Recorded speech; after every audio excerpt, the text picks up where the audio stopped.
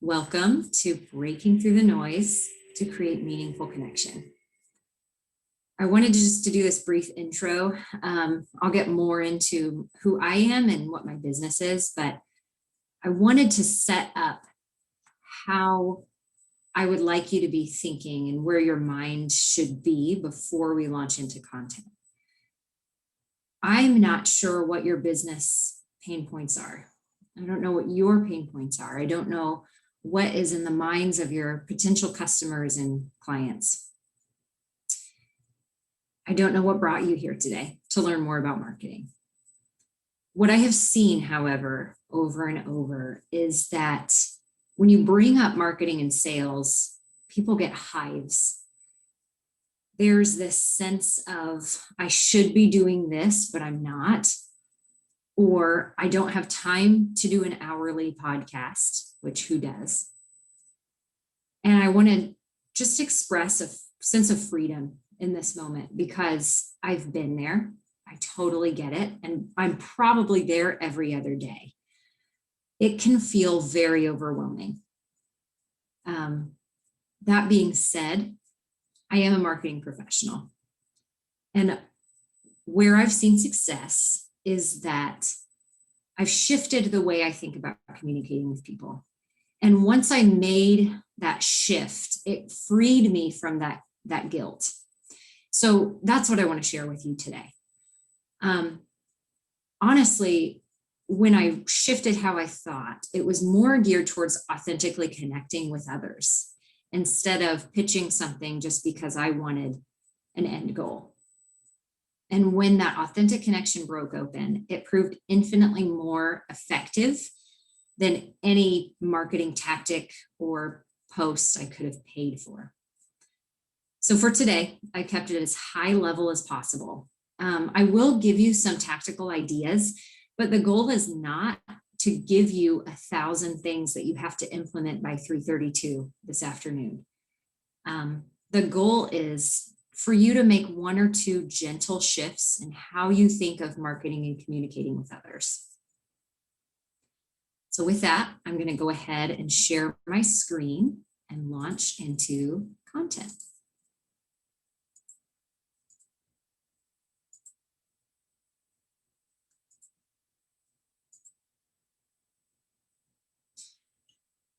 All right, breaking through the noise to create meaningful connection. This first slide is of Times Square, which I think is like marketing HQ. It's very overwhelming though. There's a lot of things going on. There's a lot of colors. And as many times as I have looked at this picture, I cannot tell you what they're advertising at all. With that, I want you to put your mind, think about your life, think about your own life. Perhaps you're in your house right now. Perhaps you're at a coffee shop trying to do this in the middle of the night. Who knows? There are blogs coming at you. There are podcasts coming at you, emails, Zoom meetings. Don't forget about family or the workout regimen that your watch keeps pinging you to restart. This picture is what our life looks like every single day. We're surrounded by noise from the moment your alarm goes off in the morning to when you go to sleep tonight. And so are the people you're trying to reach. So in this world, in this culture of just drowning in noise, how do we build real, authentic connections with potential clients or customers, or those our customers want to reach? So my name's Allison Gustin, and I am going to share some relationship tactics that are going to take that guilt out of your marketing strategy and will empower you to rediscover the joy in developing relationships with the people who need you the most. Before we launch into that, I do want to talk a little bit about this conflict of interest thing. I'll give you a brief background of who I am, and actually I'll start at the bottom of the blue writing because it flows a little better. But I started in Church of God Ministries, actually Christians Broadcasting Hope, in a marketing coordinator role. When they reorged, I got pulled into the marketing stream, never saw myself as a marketer, and in fact did not like marketing. because it felt very disingenuous and inauthentic. What I found by doing marketing was there was a way to do it that really was just communicating and building relationships, and it was fantastic. So that's where I kind of cut my teeth on marketing, so to speak.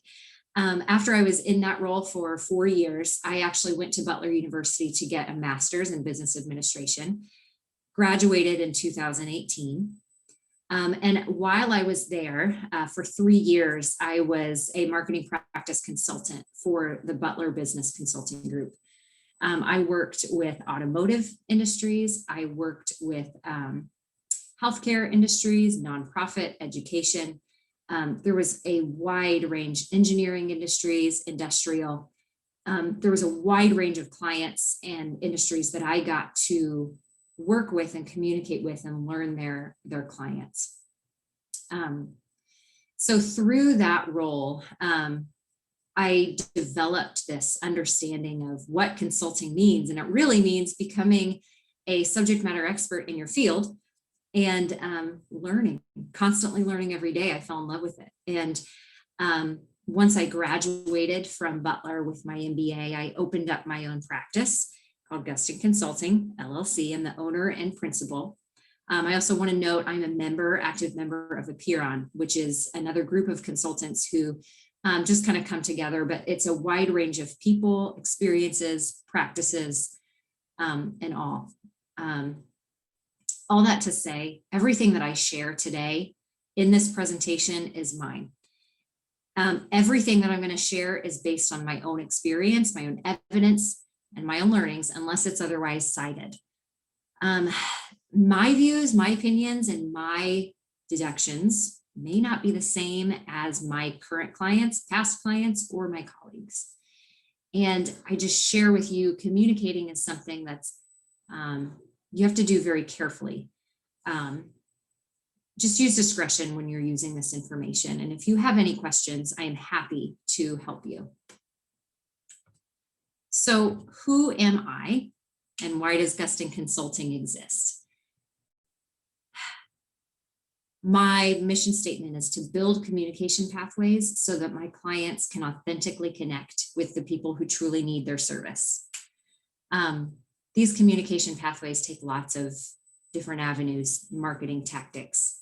Each one changes based on what the client needs and who they're trying to talk to, what their pain point is. My contact info, you can always, LinkedIn is honestly the best way to find me. You just search my name, Allison Gustin. You could also send me an email at gustinconsulting@gmail.com, or you could visit my website, gustinconsulting.com. But if you have any questions or would like any kind of help, please feel free to reach out to me. I'm happy to do that. So let's take a moment here and think about the noise. So we kind of talked a little bit about this already, breaking through your own noise, just thinking about kind of where you are in your life right now.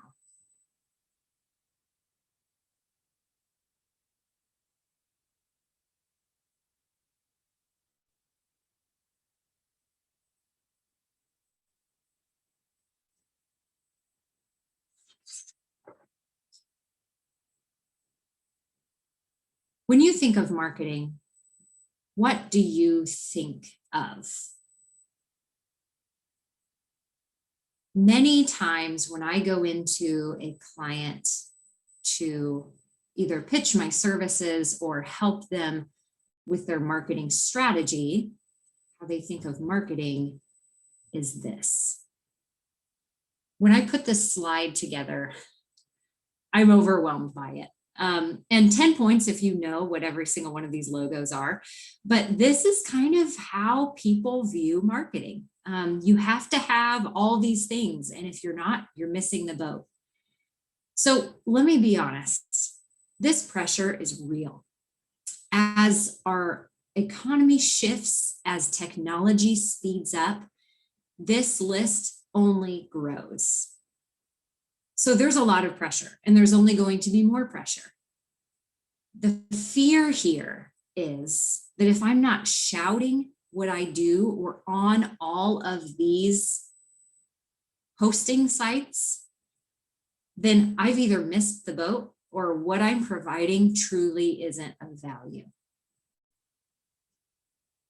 So there's a lot of reasons why people get to that fear. It could be looking over the fence at somebody else and saying, well, they've got an hourly, daily podcast, and I don't have time to do that, so I'm out. Regardless of how you get there, the feeling that a lot of people end up with is guilt, fear, avoidance behaviors, like I know I need to write this blog, but it's the last thing that I want to do, and regret. And nobody wants to engage in activities that make them feel those things. So I want to share with you a less noisy definition of marketing. Get the right person, the right message at the right time. Once you have, I'll call these the big three. Once you have these big three in line, you can start building the pathways to make those big three happen. Those arrows, that's where all that tactical stuff comes in. But if you can get these three variables right, you've done 90% of the work. The rest of it is just making it happen. So let's pause. This is super easy to understand, right? I mean, you're like, why in the world am I watching this? Very easy to understand, very difficult to do. And why is that? People are not machines, one, and you're dealing with three different variables. So even if you get the right person, you might not have the right message or the right time. Or if you have the right message, you might not be talking to the right people or at the right time. Or you could have the right person and the right message, but you're emailing them at 3 o'clock in the morning. And so you've just missed it. Some of these things are fairly straightforward and they feel obvious. But what I want to drill home for you today is you need to be thinking very hard about these three variables. Who's the right person? What's the right message? And what's the right time? One caveat I want to put on time is for them to engage with you, not necessarily for you to engage with them. So think about your audience, think about what their pain point is, and ask yourself, when this person gets on their Instagram, do they want to be hearing about my service? Or are they getting on Instagram just to catch up with their family and friends? Be honest about this. Make sure it's always about the right person. So that's it.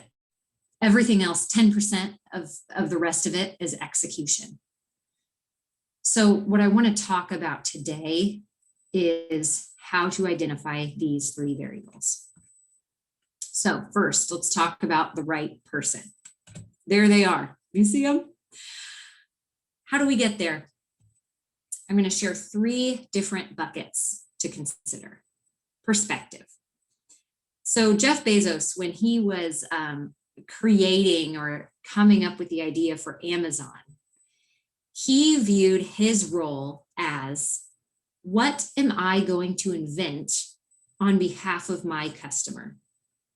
So when he thought of all the people who are trying to buy products, what is it that as that customer with that pain point, you would say, man, if only I could invent X, or if only I could do it this way, I'd make $1 million. You have an opportunity with the gifts that you've been given and the opportunities you've been given to invent something on behalf of your customer. Getting in their head is going to be really important on understanding what that is.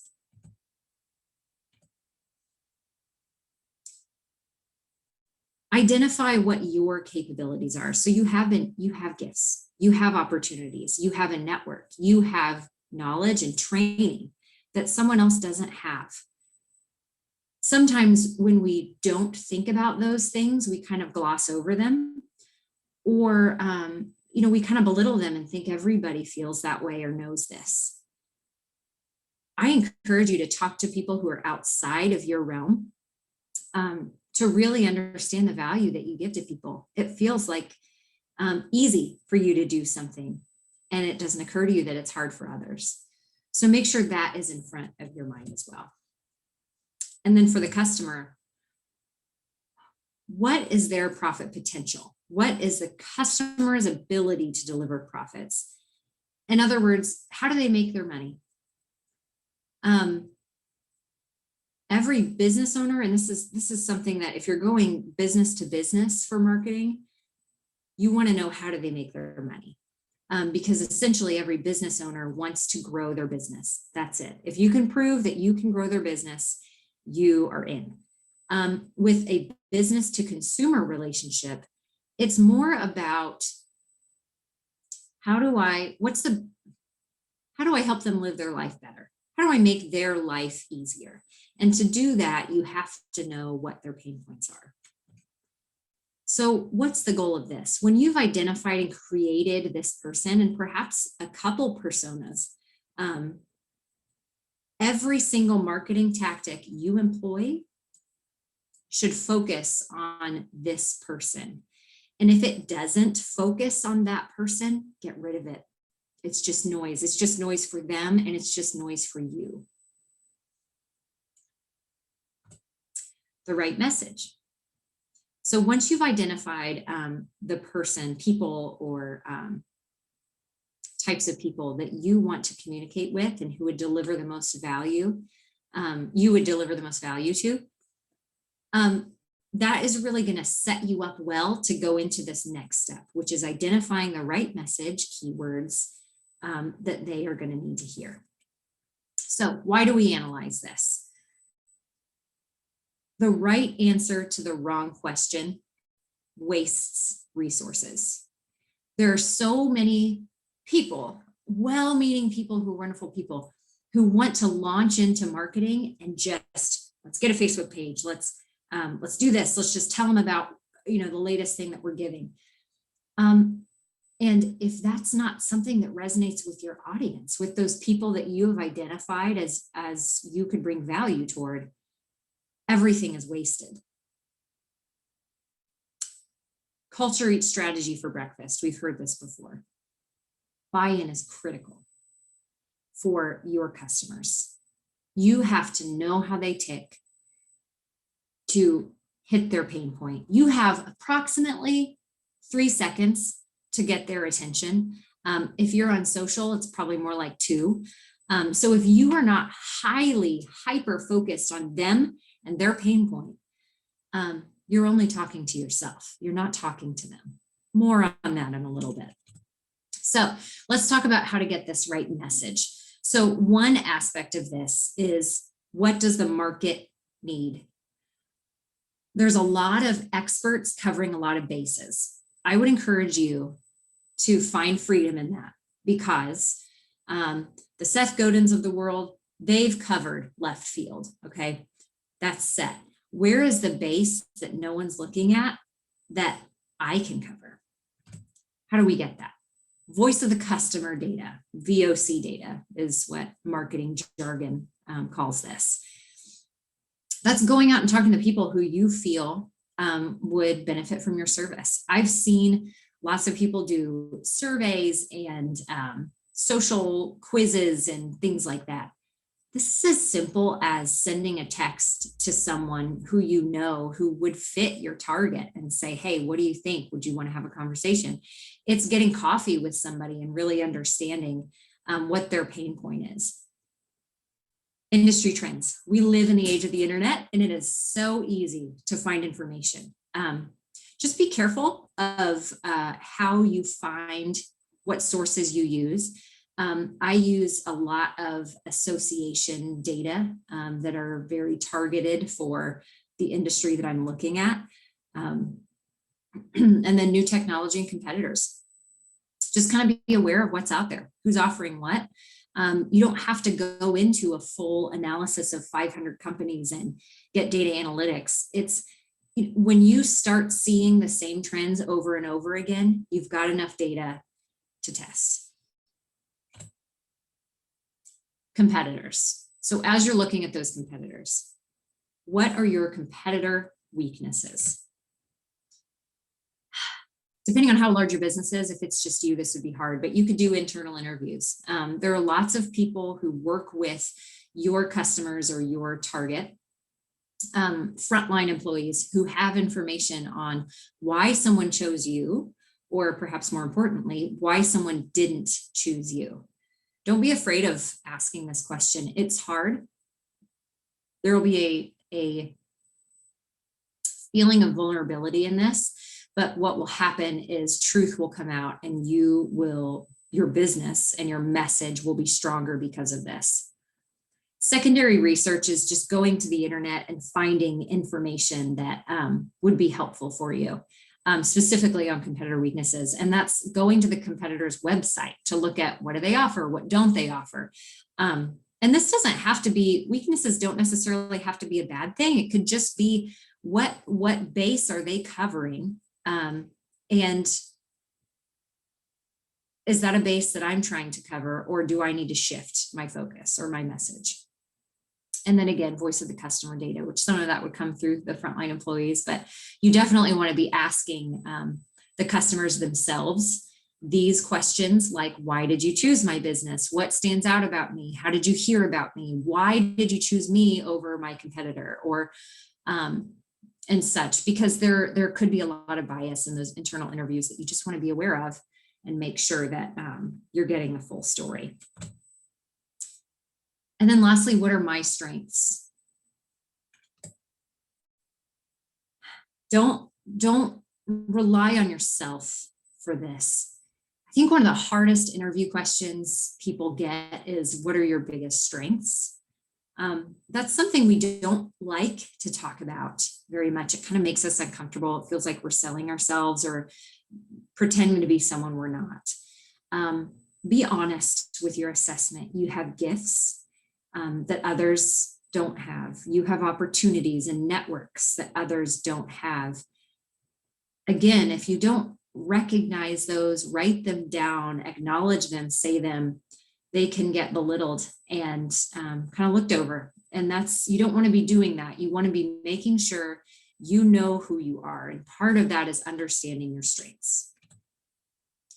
So what's the value? Let me move my little video here. What's the value of this? Why go through all this work?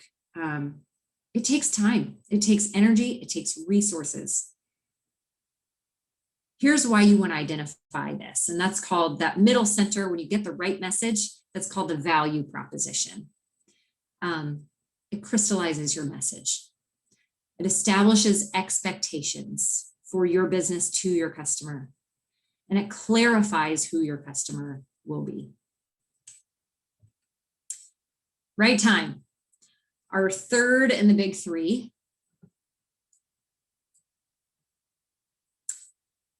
Once we've got the right person, we know who they are. We know what their daily life looks like. We could have even named them, given a name as we think about them in our head. We know what message they want to hear. We know what wakes them up at night. We know what rises with them in the morning. So what is the right time? Let's plug that third variable in. And the right time is tricky. The first two variables, if we have this right, a lot of this timing is testing. So the first piece of advice I want to give you when we're talking about the right time is never outsmart your common sense. So it goes back to the Instagram example that I gave you before. When you get on Instagram, when you get on, or when your customer gets on Instagram, do they want to hear about you? Is that how they want to engage with you? It could be. Absolutely, it could be. But focus again on What does my client want to hear? Remember what feels annoying or out of place for you, and use your common sense when you're going into the platforms that you're going to use and the times that you're going to try to engage with people. Unlock the power of information. There is a lot of information and analytics out there that large companies have now distributed for people through free webinars and white papers and all that.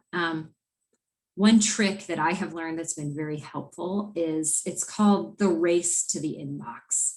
So CEOs and owners of companies are very likely to read an email from someone if it comes very early in the morning or very late at night.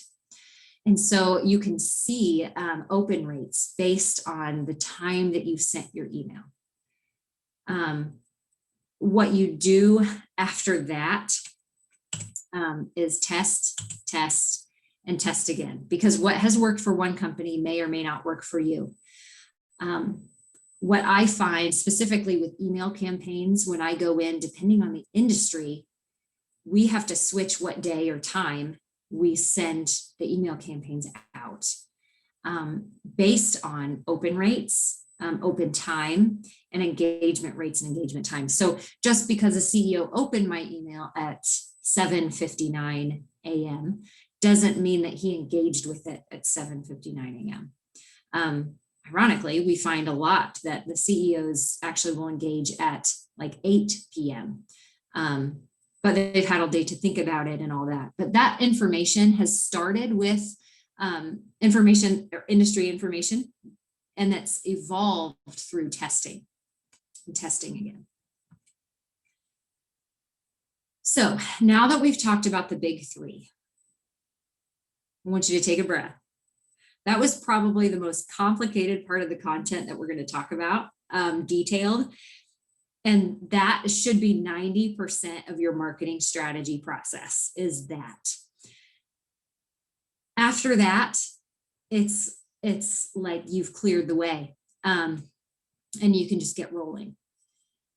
One thing I want to talk about today, and I feel like we would be remiss if I didn't bring up some of these marketing myths, because as we get into gear of, okay, who's the person, who's the message, what's the time, you can create stumbling blocks for yourself based on just some assumptions that you have based on living in this marketing realm for your entire life.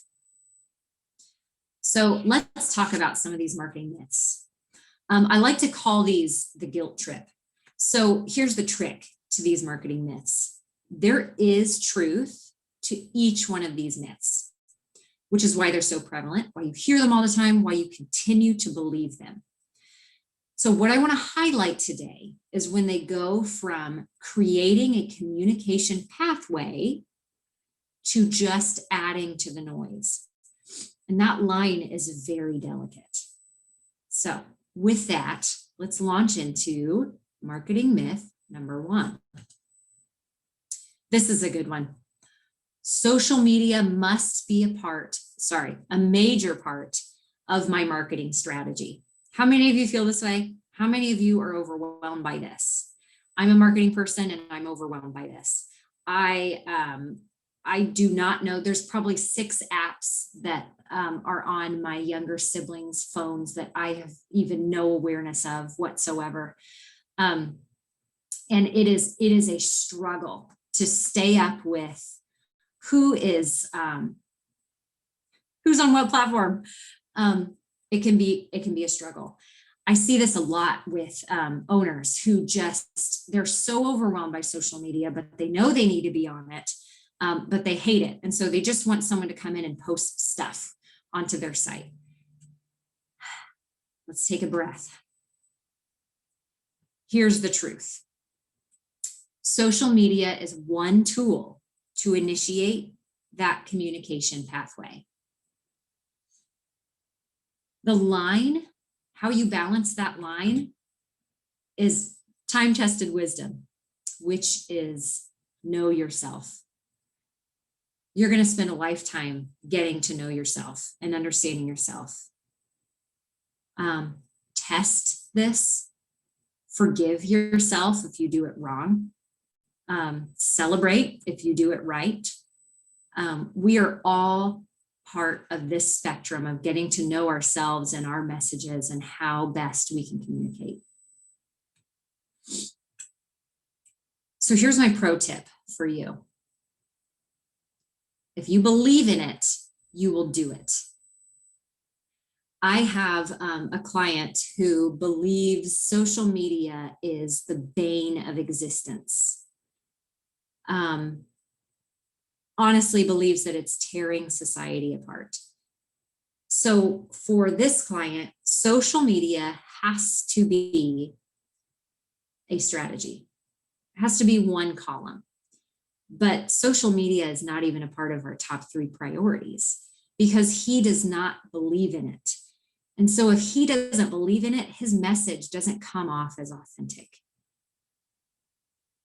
Another client specifically is in the engineering industry. And what we found through voice of the customer data, through industry data, was that, and internal interviews, was that engineers largely, communication format is email, and it's the work email. Anything else is just a huge turnoff. So what we do is we find contacts. We use social media to find contacts, and then we email them. So let's talk about some of these pro tips in action. So use social to identify who the decision makers are in a company, and then reach out how you do it best. For others, it could be a company, it could be an association, it could be an event, it could be anything. But you can find decision makers through trial and error, through common sense of what are the titles of someone who is going to make this decision. You want to keep in mind the size of the company and the association. Sometimes it is one person who is making the decision. Sometimes it's a team of people or a board who is making the decision. Knowing that is going to be critical. But then social media comes alongside that knowledge and can really empower you to understand exactly who you need to talk to. So there's this, and this is a free piece on LinkedIn. It's called People Also Viewed tab. So if you have customers or clients who are really good fits for you, identify some characteristics of those people and try to do some searches for people who would match those characteristics. But when you get on LinkedIn, when you're on these people and these companies' pages, I think it's on the bottom right. If you scroll down just a little bit, you will see people also viewed, and it's either people or companies. And you can identify those and kind of use LinkedIn's algorithm to come up with some leads for you. This is a big one, and this one's easy to do. No, it's easy to understand, very hard to do.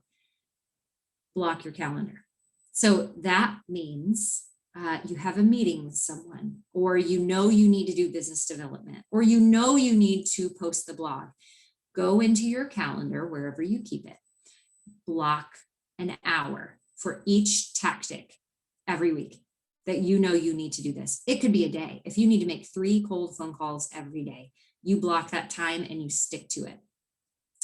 I use my calendar a lot when I have meetings with people, to block time to prep for the meeting, to block time for follow-up, and then also just making a note to myself, make sure I reach out to this person again.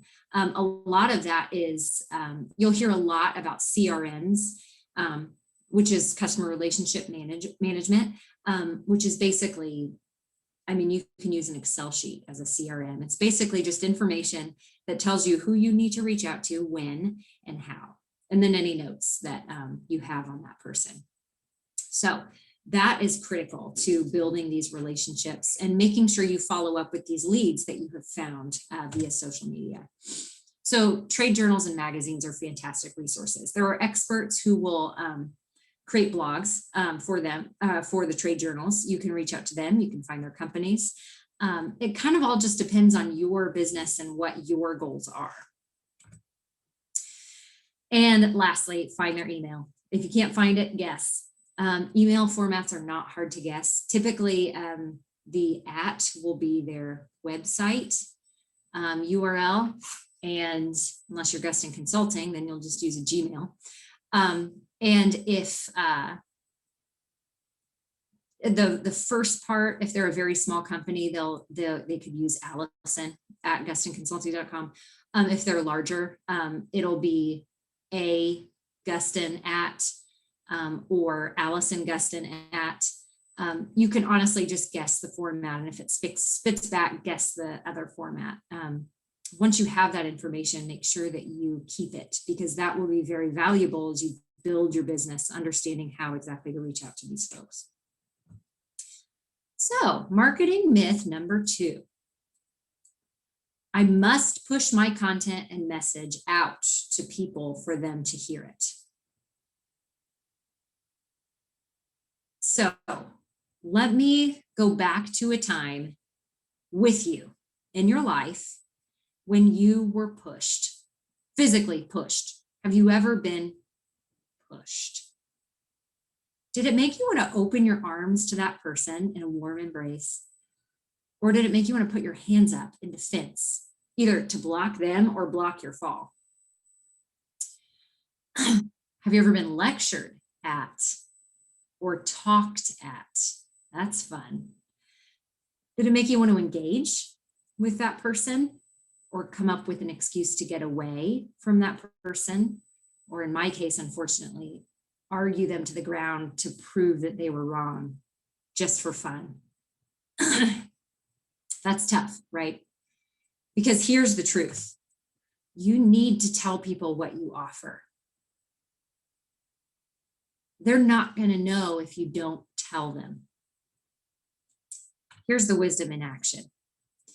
People like to be included. They like to be engaged with. They like to be asked questions. So let's go to the pro tips here. Oh, my pro tip. People don't like being pushed. Remember that.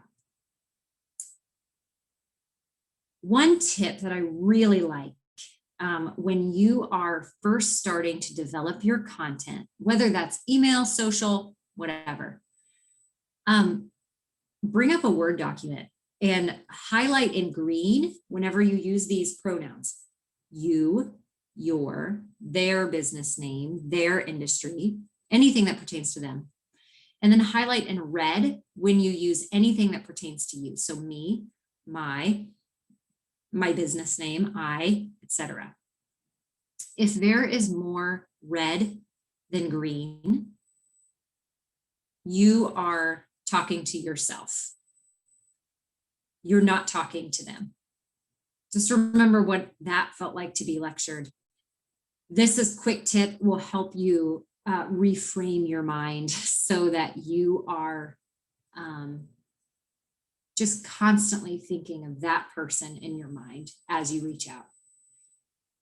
One thing that's hard to do that I've seen be very effective when used in the right way, in the right platform, in the right time, is owning your past failures and assumptions. The trick here is you do know what you're talking about. You are a subject matter expert. You are a thought leader. But people don't always want to engage with the person that knows all the answers. They want to engage with someone who's real. Some of the most engaging content I've helped clients write starts with a mistake they've made and learned from. That being said, there always has to be that flip of this is where I am now. So just remember that as you're developing content. So marketing myth number 3, and I come across this a lot with clients who are incredibly smart, detailed, research oriented. If you do the DISC at all, the high C's. So basically, I have to know the answers to all industry questions, or I must know every aspect of the industry before I interact with this person or talk to. So here's the truth. You need to know enough about the person and the industry to ask relevant questions. Never open up a meeting saying, I just want to learn more about your business. I'm going to say that again because I can't tell you how many times that's happened. Never open a meeting saying, I want to learn more about your business. If you want to learn more about the business, go to their website, go to their LinkedIn, Google them, Google their industry if they don't have any of those things. Always have enough of an understanding that there is a goal to why you want to talk to them. Because the time-tested wisdom is people love talking about themselves. If you can engage in a conversation with a customer and get them talking about themselves and get them into a place where they understand that you understand enough about their pain point that they can relate to you, the pathway is built to interact and engage in that person in a mutually beneficial way. So some pro tips. Here's a key. Active listening. That's a skill that you learn and are taught. Active listening starts before you sit down for the initial meeting.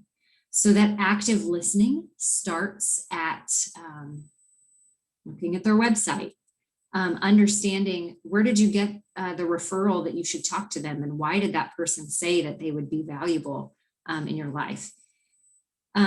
Do all these things before the initial meeting, but don't let the fear of not knowing the answer to a question keep you from that meeting.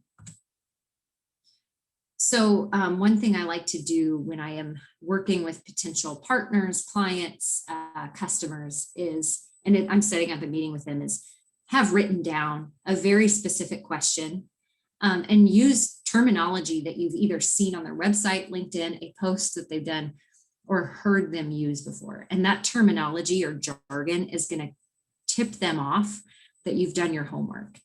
I've had someone reach out to me and say, I saw on your LinkedIn that X. And that to me, and that could change, that freaked me out a little bit because it was so obviously them telling me that they did their homework, that it just kind of felt salesy. So doing this in a way that proves to them that you understand them is what's really going to get rid of that salesy feeling.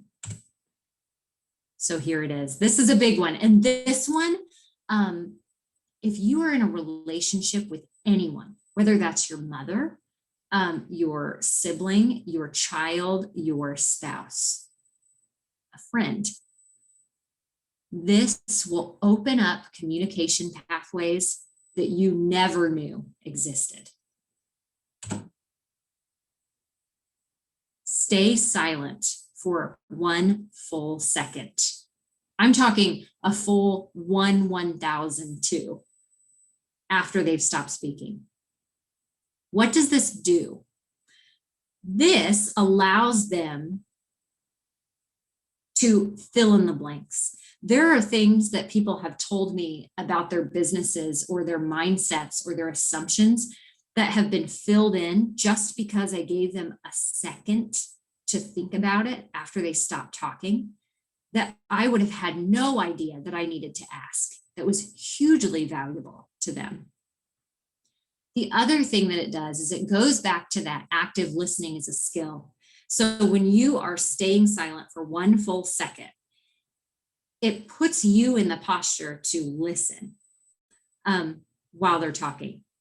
That full second of silence allows your brain then to shift to, what do I need to say now? Instead of thinking about what you're going to say while they're talking. And then you're not listening and the question comes off and it's revealed You weren't actually listening. You were glazing over. Simple trick. So then one of the keys, and this is the easiest thing to do and the hardest thing to implement, is follow up. So thank you. Write a thank you email, even. Just thanks so much for your time.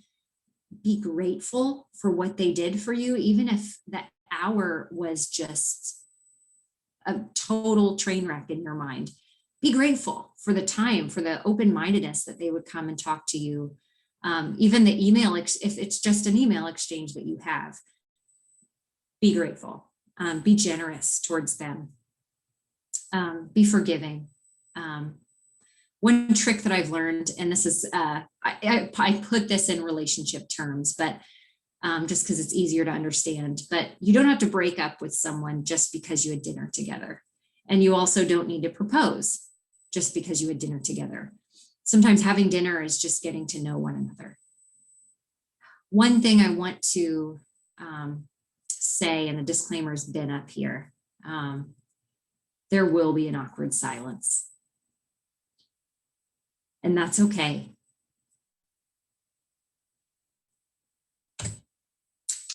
Marketing myth number 4, and this leverages perfectly from the last myth.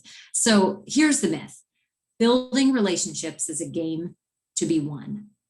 I don't know how many of you are competitive out there who like to win. I do a lot. So I need to remind myself of this all the time. Here's the truth. A strong network increases the likelihood that your message will be heard and your services will be accepted. Referrals are huge. If you can get a trusted influence to tell me that I need to work with you, you're in. They've done the marketing for you.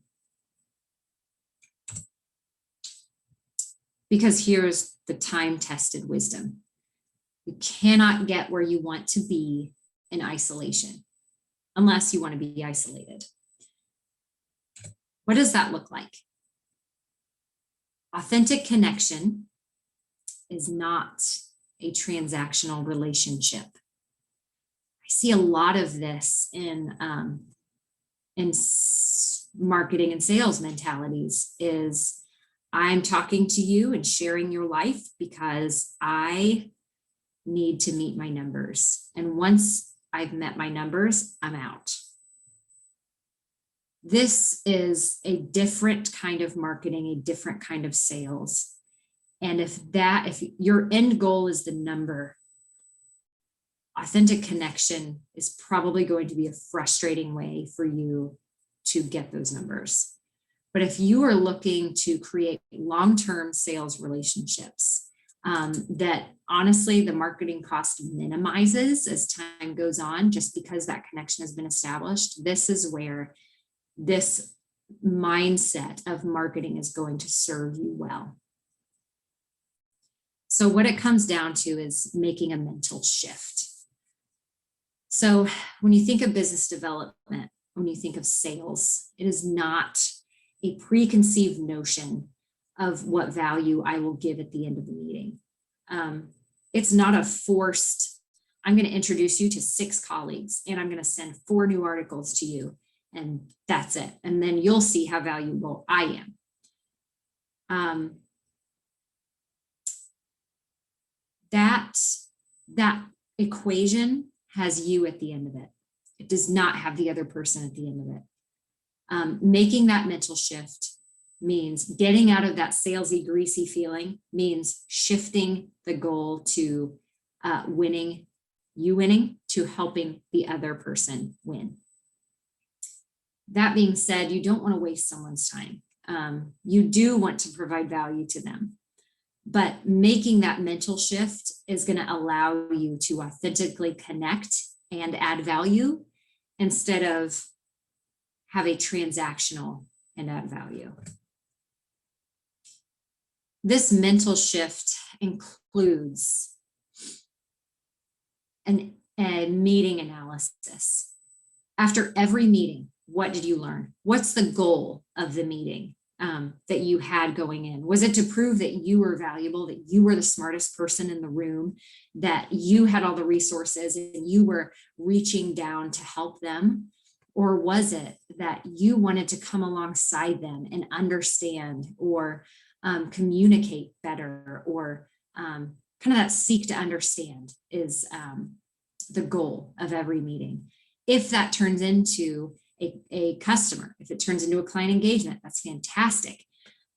If it doesn't, there's still something that you learned that's going to empower you to create better, more value for the next meeting.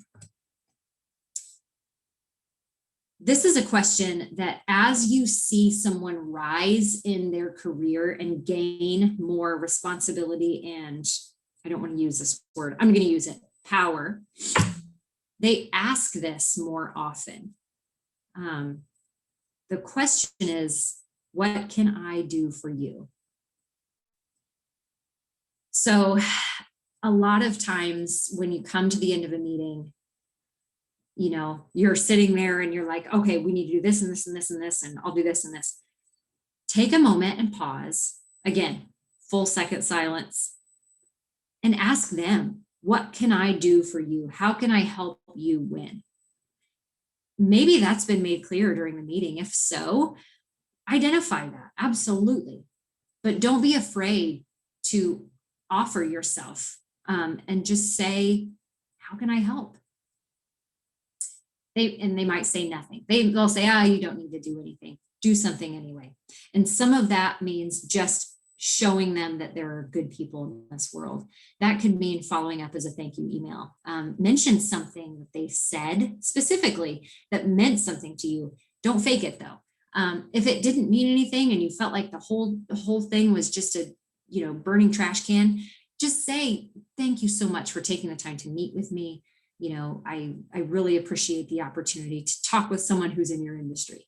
That generosity, that is just going to position you in their mind, as well as position you and how you think of your marketing, to get rid of that sleazy kind of feel.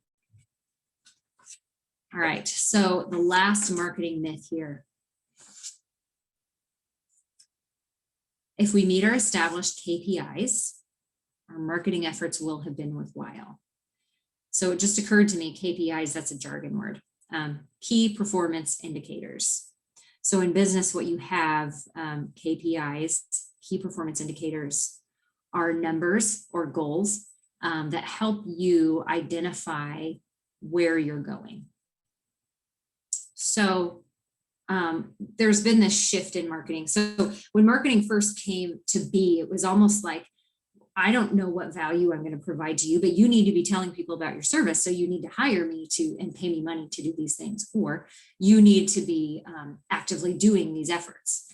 And there was no thought of how are we going to measure the result of our action. We'll just do it and figure that out later. So the pendulum had swung the other way. Now marketing professionals are saying, if we can't identify and promise these results, it's not worth doing. Here's the truth. KPIs are signposts that indicate what direction you're heading. And that's it. Are they valuable? Absolutely. Should you set them up? Absolutely. Should you track them? Yes. But they are not the end all be all. There could be marketing efforts that you engage in that you are not able to directly see a value to your business. It could be harder to measure. That doesn't mean it wasn't worthwhile. Where you need to understand is where you want to get. And that gets back to the big three. Have you identified those three? So here's the time-tested wisdom by Lao Tzu. If I said that wrong, I'm so sorry. I love this guy though. If you do not change direction, you may end up where you're heading. So pro tips. Remember, big three: person, message, timing. So when you think about your business, when you think, okay, 1 year from now, my business has been wildly successful. What does that mean? That's your destination. That's a really tough question too. I hate it when people like ask that question because there's so much going on, so many variables, and it will always be a moving target. But in this current moment, with the information you have right now, what would that destination look like? Once you get that destination, pick 2 and most 3 yearly marketing goals. What does that look like? We want our email list to hit 5,000. We want an average of 5,000 monthly podcast downloads. We want, whatever it ends up being. There's a million that you could plug in there. But pick 2 or 3 of those goals. Establish a baseline. It could be that you don't have any baseline because you've never done it before. You could use just nothing as your baseline, or you could go into databases or industry information to get benchmarks. One great resource is if you just Google MailChimp email benchmarks, they will have industry specific open rates, click-through rates, for I think it's like 20 some industries, just to see that. It's a great resource for a baseline. But then the follow-up is the actuals. You want to know what those goals, what those numbers are. Once you have those actuals, that will identify what direction you're heading. So you're like looking at your KPIs and you say, I thought we were going west. Our KPIs were going northeast. So do we really want to be going northeast, or do we need to switch our direction, switch our energy, switch our resources and time to get us moving in this different direction? Or is this the market kind of rubbing up against us and saying, this isn't the direction that you'll want to go? If it turns out that's not the right direction and you just can't figure out why, take a hard look at the big 3: person, message, time. And a lot of times that's where I come in with businesses is something's not working. And they need kind of fresh eyes to come in and understand why. You have a couple, yeah, okay, so yeah, so I love this slide because I love relationships, I love people, but I'm also a realist. And so you might be sitting there saying, okay, Allison, this is great, okay, but what happens when this doesn't work? I know everyone wants to sit around the campfire and sing kumbaya, but that doesn't happen every day, right? So here's the thing. Authentic relationships, maybe they're not growing your business. It's not working. We do not control other people. We do not control their businesses or their environments. And we do not control their biases or their values. That's what makes this marketing piece so tough. What we do control is how we respond. So make sure you're gathering information as you're testing and building these marketing processes. Figure out what's working, figure out what's not. If your marketing efforts do not directly correlate with getting to your exact target market, get rid of them. I want to leave you with a time-tested wisdom from my mom, Mama Gail. Life is a game of tennis. So what happens when you're in the game of business and you're serving the ball over the net? Awesome, nailing it. Serving, serving, serving. Nothing is coming back. And it's not like you're scoring, you're just not sure who's on the other side of the net. You choose. You can continue hitting the balls over the net with no return, You can pack up your racket and go home, or you can find a new court. But always go back to those big three. If you're not seeing a result, it's because that one of the variables is off its target. Last thing I'm going to leave you with, and this is the secret to authentic connection. I just told you all those things that you can't control. You can control how you respond. And what I've seen over and over in my life is that businesses grow, people grow, companies and cultures grow when you're present, you're kind, and you're curious. If you start with being present, you start with kindness, and you start with curiosity, that's the foundation that's going to allow you to get where you need to go. Thank you so much for your time, your attention. Again, if you have any questions, the best way to reach me is just find me on LinkedIn, and just make a note when you connect with me that you saw the presentation, and I'd be happy to connect with you. So thanks so much. Have a fantastic day. Good luck with your business.